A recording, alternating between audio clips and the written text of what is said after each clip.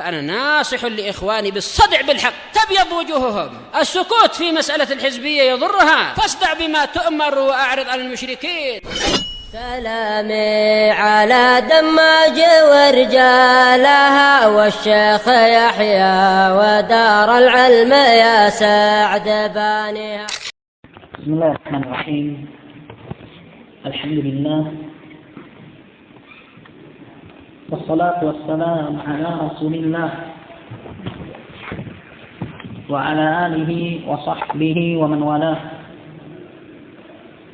Insyaallah tabaraka wa ta'ala kita akan lanjutkan kembali bacaan kita dari kitab Sifatu Salatin Nabi, Sifat Salat Nabi sallallahu alaihi wasallam, karya Syekh Al-Albani rahimahullah. Dan alhamdulillah kita telah menyelesaikan muqaddamah pendahuluan dari kitab yang disebutkan oleh penulis. Dan insyaallah taala kita akan melanjutkan isi dan inti dari kitab ini. Qala rahimahullah, istiqbalul Ka'bah, menghadap Ka'bah. Ini barakallahu fikum apabila bangunan Ka'bah terlihat. Adapun barakallahu fikum apabila bangunan Ka'bah tidak kelihatan, maka istiqbalul qiblah, menghadap ke arah kiblat.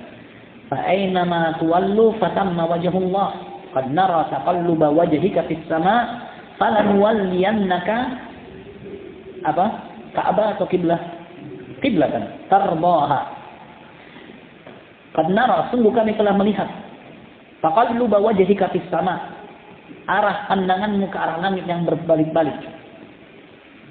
Nabi alaihi salatu wasallam tidak nyaman dan tenang tatkala Allah perintahkan untuk berhijrah.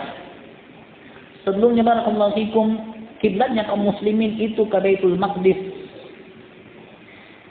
Di kota Makkah dengan mudah Nabi alaihi salatu wasallam menghadapkan dirinya ke arah Baitul Maqdis sekaligus menghadap Ka'bah untuk melaksanakan salat. Tapi begitu hijrah di kota Madinah, arahnya berbeda. Baitul Maqdis arah yang berlainan, sementara Ka'bah arah yang berlainan. Sehingga kiblatnya kaum muslimin saat itu ke arah Baitul Maqdis. Nabi tidak bisa lagi menghadap ke arah Ka'bah. Maka Nabi tidak nyaman. Allah katakan, qad nara, kami sudah lihat ketidaknyamanan itu. Falanuwalliyannaka qiblatan tardaha, maka kami akan palingkan engkau wahai Muhammad ke arah kiblat yang kamu senangi. Nah, kemana?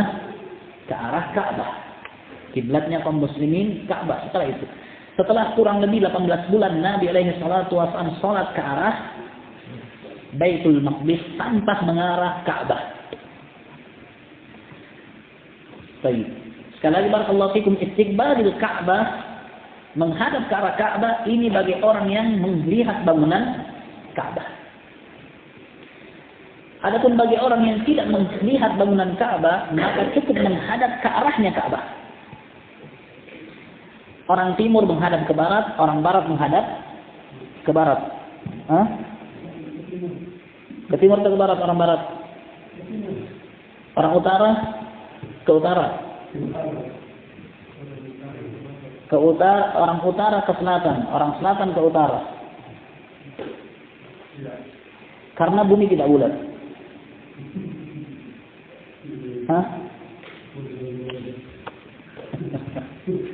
Sekiranya barakallahu fikum bumi bulat, maka orang timur boleh ke arah timur.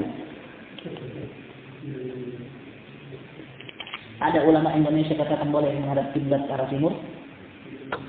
Sepakat kita. Sekiranya bulat, arah timur saja. Kiblatnya kaum muslimin boleh timur, boleh barat. Tapi barakallahu fikum tidak didapatkan. Menunjukkan barakallahu fikum bahwasanya yang rajih insyaallah, walaupun ada khilaf.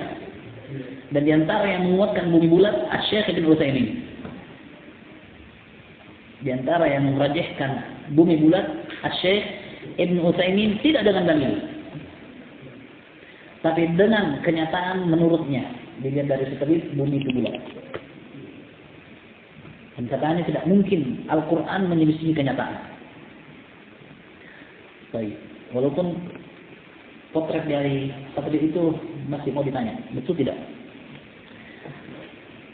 Karena bumi itu sangat luas. Kamera mana yang mampu memiliki daya yang begitu besar mengambil gambar bumi dengan seluruhnya? Sahih.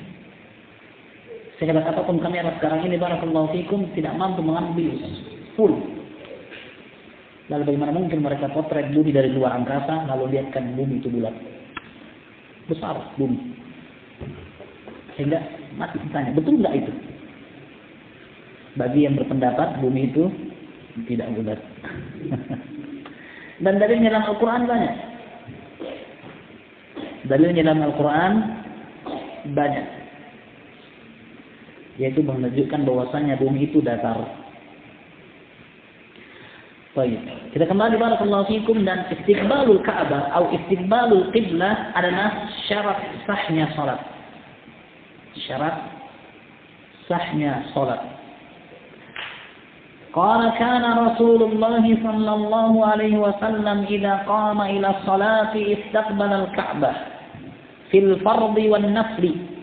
Dahulu Rasulullah sallallahu alaihi wasallam apabila berdiri untuk melaksanakan salat, beliau menghadap ke arah Ka'bah, baik pada pelaksanaan yang wajib ataukah yang sunnah. Wa amara sallallahu alaihi wasallam bidzalika faqala lil musii salatahu, dan Nabi sallallahu alaihi wasallam memerintahkan hal itu.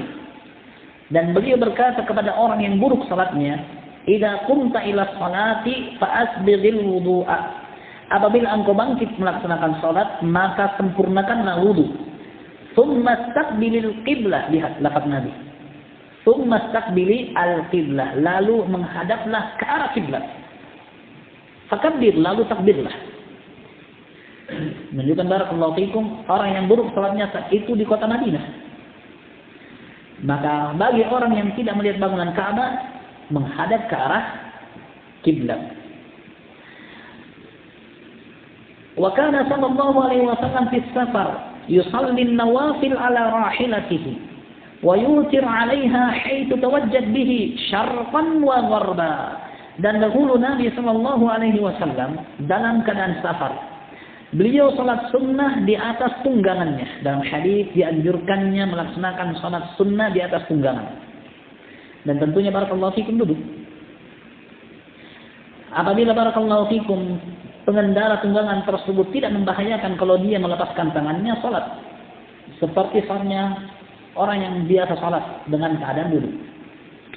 Tapi barakallahu fikum apabila dia sebagai pengemudi seperti motor atau barakallahu fikum mobil atau bus, apabila tidak memungkinkan melepas tangan, maka tetap dengan mengontrol setirnya dan salat.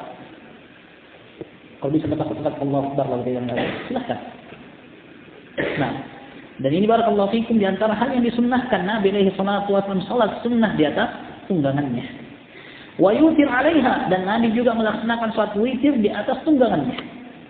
Hina tawajjad bihi, kemanapun arah tunggangannya tersebut, syarqan wa gharba, baik ke arah timur ataukah ke arah barat.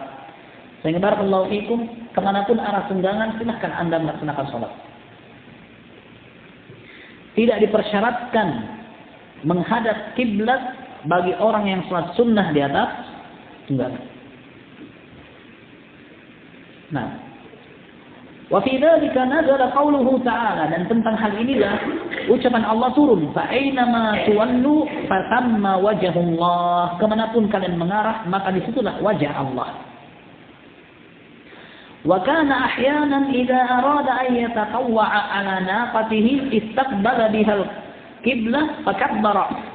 Dan kadangkala artinya tidak selalu.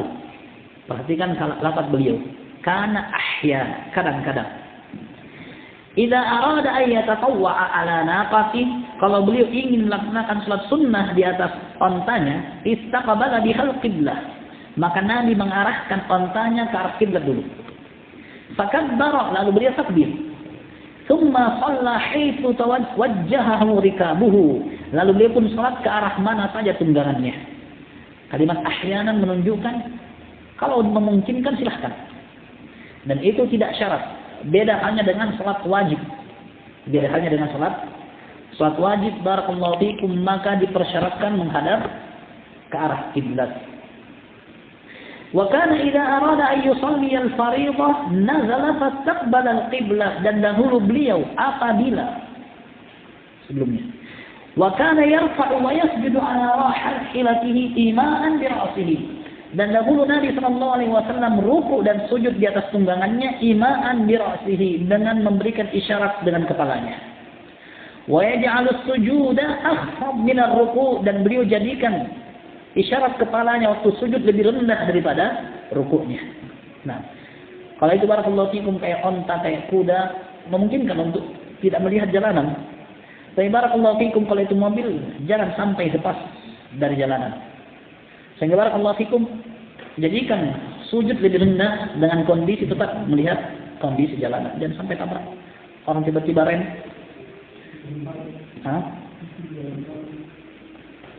Atau tiba-tiba tikungan. Sehingga barakallahu fikum kalau mengendarai barakallahu fikum menyetir, tetap dalam kondisi pandangan diperhatikan ke jalan.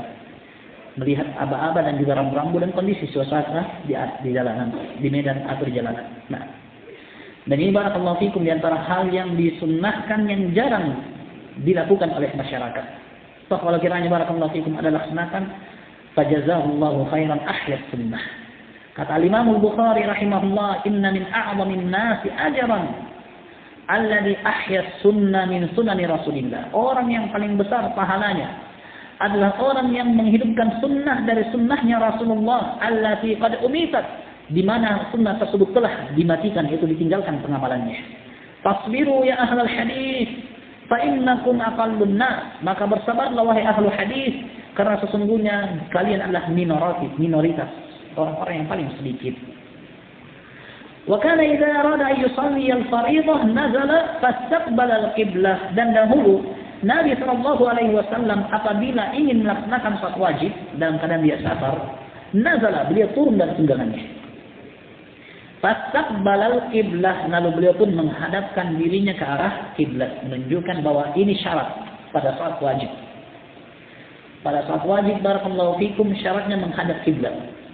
Dan juga para ulama menyebutkan apabila memungkinkan maka harus turun dari kendaraan. Kecuali barakallahu fikum di atas kapal laut yang tidak bisa turun. Demikian juga barakallahu fikum di atas pesawat yang perjalanannya jauh, yang tidak memungkinkan mendapatkan waktu apabila tiba di tujuan. Maka di sana barakallahu fikum silakan dia sholat di atas tunggangannya. Wajib atau sunnah. Adapun barakallahu fikum kalau pesawatnya cuma 1-2 jam masih memungkinkan, bahkan bisa jalan takhir, maka dilaksanakan di darat. Demikian juga barakallahu fikum kalau dia berada di atas kapal laut. Kalau itu hanya penyeberangan feri yang setengah jam, ya di darat. Kalau itu di atas feri dalam kurun waktu yang singkat, apabila dia tiba di negeri tujuannya masih mendapatkan waktu salah satu dari 2 waktu yang bisa dijamak, maka dia laksanakan di darat. Kecuali barakallahu fikum apabila ketibaannya tidak memungkinkan untuk melaksanakan salah satu dari 2 waktu dari 2 salat yang bisa dijamak, maka silakan dia melaksanakan salat di atas tunggangannya tadi. Nah, dan seterusnya barakallahu fikum dari apa yang disebutkan, insyaallah kita ambil pada pertemuan berikutnya.